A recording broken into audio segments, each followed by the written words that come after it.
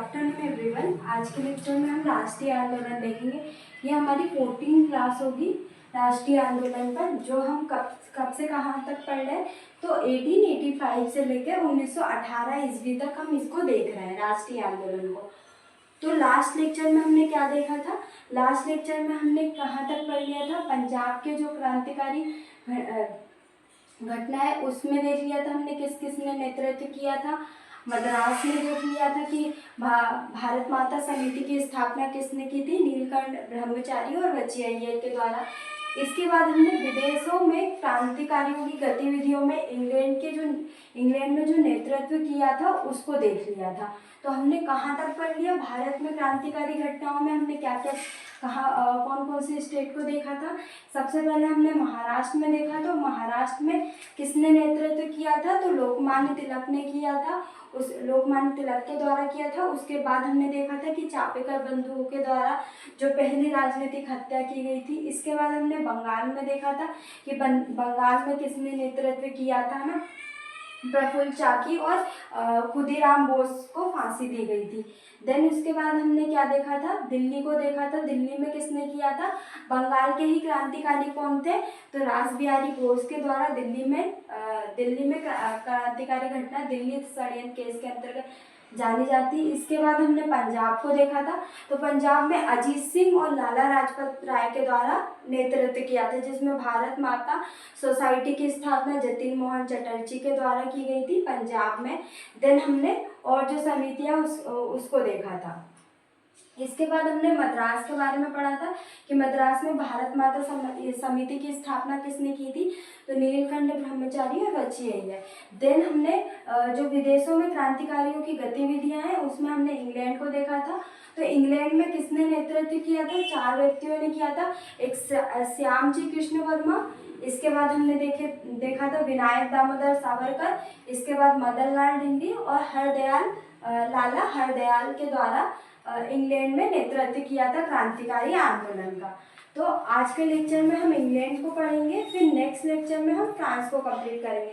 तो आज के लेक्चर में हमारा इंग्लैंड कंप्लीट हो जाएगा कि इंग्लैंड में किसके द्वारा किस समिति की स्थापना की थी और उसके उद्देश्य क्या थे, समाचार पत्र कौन कौन से निकाले थे, पुस्तक किस पुस्तक की रचना की गई थी और अंततः क्या चीज़ें हुई थी। तो हम एक एक करके सारी चीज़ें पढ़ेंगे। तो इंग्लैंड में सबसे पहले श्यामजी कृष्ण वर्मा के द्वारा क्या किया था? 1905 ईस्वी में। कब? श्यामजी कृष्ण वर्मा के द्वारा 1905 ईस्वी में भारत स्वशासन संस्था की स्थापना की गई थी, जिसको क्या बोलते हैं? इंडियन हाउस भी बोलते हैं। तो हमें ये दोनों ही पता होना चाहिए कि भारत स्वशासन को क्या बोलते हैं? Indian house. ये हमारे 2 मार्क्स में आ सकता है और प्री के पॉइंट ऑफ व्यू से भी ये इम्पॉर्टेंट है कि भारत स्वशासन संस्था की स्थापना किसके द्वारा की थी? तो श्यामजी कृष्ण वर्मा के द्वारा की गई थी। और कहाँ पे? इंग्लैंड में की थी। और कब की गई थी? तो 1905। ये हमारे 2 मार्क्स में इम्पॉर्टेंट है। बाकी अगर हम देखें तो ये 7 मार्क्स में भी आ सकता है। तो हम उद्देश्य लिखेंगे इस अंग्रेज सरकार को आंतकित कर स्वराज प्राप्त करना था। इसके बाद समाचार पत्र कौन से निकाले गए थे? किसके द्वारा? श्यामजी कृष्ण वर्मा के द्वारा सोशियोलॉजिक और 1906 में वंदे भारत, जो कि कहाँ से निकाला गया था? फ्रांस से। तो 1900 हमने यहीं पे देख लिया कि श्यामजी कृष्ण वर्मा के द्वारा एक सोशियोलॉजिक, ये किसके तहत? तो 1905 में भारत स्वशासन संस्था के तहत और 1906 में वंदे भारत, जो कि फ्रांस से निकाला गया था। इसके बाद हम देखेंगे कि जो श्यामजी कृष्ण वर्मा है उनके पश्चात इंडियन हाउस का नेतृत्व या कार्यभार किसने संभाला था? तो विनायक दामोदर सावरकर के द्वारा। तो जो इंडियन हाउस है, इंडियन हाउस का नेतृत्व किसने किया था बाद में? तो विनायक दामोदर सावरकर के द्वारा। अब हम विनायक दामोदर सावरकर के बारे में कुछ चीज़ें देखेंगे कि विनायक दामोदर सावरकर के द्वारा क्या पुस्तक कौन सी पुस्तक की रचना की? तो 1857 का स्वतंत्रता संग्राम, इन्होंने क्या, जो भारत में 1857 का स्वतंत्रता संग्राम हुआ था उसकी घटना के बारे में बताया था। उसकी पृष्ठभूमि से लेके, कारण से लेके, असफलता के कारण, सारी चीजें इस पुस्तक में बताई थी। किसने? विनायक दामोदर सावरकर के द्वारा। पुस्तक का नाम क्या है? 1857 का स्वतंत्रता संग्राम। इसके बाद हम देखेंगे कि 1909 में क्या हुआ था। मदन लाल ढींगरा ने विलियम कर्जन वाइली की क्या कर दी थी? हत्या की थी।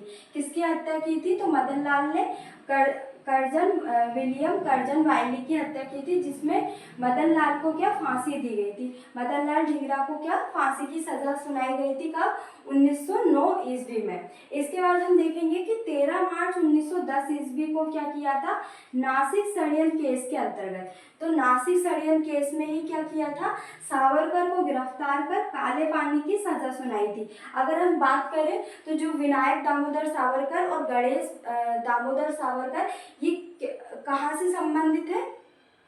तो महाराष्ट्र से संबंधित है। इसलिए ये भी कहाँ पे है? नासिक षड्यंत्र केस के अंतर्गत। जैसे अनंत करकरे को फांसी की सजा सुनाई गई थी, उसी प्रकार नासिक षड्यंत्र केस में सावरकर को गिरफ्तार कर काले पानी की सजा सुनाई गई थी। तो हमने क्या देखा? आज इंग्लैंड के बारे में हमने पढ़ लिया कि विदेश में क्रांतिकारी गतिविधियों में इंग्लैंड में क्या भूमिका रही, इंग्लैंड में कौन कौन सी संस्था की स्थापना की, नेतृत्व किसने किया। तो एक बार और हम इसका रिवीजन कर लेते हैं ताकि हमको चीजें याद रहे। तो नेतृत्व किसने किया था? 4 व्यक्तियों ने किया था। एक तो श्यामजी कृष्ण वर्मा। इसके बाद हम देखेंगे विनायक दामोदर सावरकर।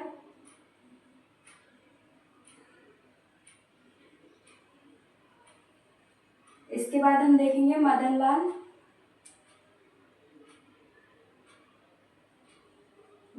ढींगरा। इसके बाद लाला हरदयाल। तो ये 4 व्यक्तियों ने नेतृत्व किया था, जिसमें से श्यामजी कृष्ण वर्मा के द्वारा 1905 में इंडियन हाउस भारत स्वशासन संस्था की स्थापना की थी, जिसका उद्देश्य अंग्रेज सरकार को आतंकित कर स्वराज प्राप्त करना था। और समाचार पत्र कौन सा निकाला था? सोशियोलॉजिक समाचार पत्र निकाला था। वह 1906 में वंदे भारत कहाँ से निकाला था समाचार पत्र? तो फ्रांस से। और कृष्ण वर्मा के बाद विनायक दामोदर सावरकर ने इंडियन हाउस का कार्यभार संभाला था। और विनायक दामोदर सावरकर के द्वारा पुस्तक की रचना कौन सी की थी? तो 1857 का स्वतंत्रता संग्राम। इसके बाद हम देखेंगे 1909 में मदन लाल ढींगरा ने कर्जन विलियम वाइली की हत्या कर दी, जिसके बाद ढींगरा को फांसी की सजा सुनाई गई। इसके बाद हम देखेंगे 13 मार्च 1910 ईस्वी को नासिक षड्यंत्र केस के अंतर्गत सावरकर को गिरफ्तार कर काले पानी की सजा सुनाई गई। ये आज के लेक्चर में हमारा इंग्लैंड कंप्लीट हो गया है। नेक्स्ट लेक्चर में हम फ्रांस को भी पढ़ लेंगे, जापान में किसने नेतृत्व किया वो भी देख लेंगे, और जर्मनी का भी पढ़ लेंगे। उसके बाद हम जो आगे की जो क्रांतिकारी घटना है उनको देखेंगे, और जो होम रूल लीग है उसके बारे में पढ़ेंगे। तो राष्ट्रीय आंदोलन हमारा 3 से 4 क्लास में हमारा राष्ट्रीय आंदोलन कंप्लीट हो जाएगा। उसके बाद हम गांधीवादी युग के बारे में पढ़ेंगे, जिसमें हम सारे जो आंदोलन है वो कंप्लीट कर लेंगे।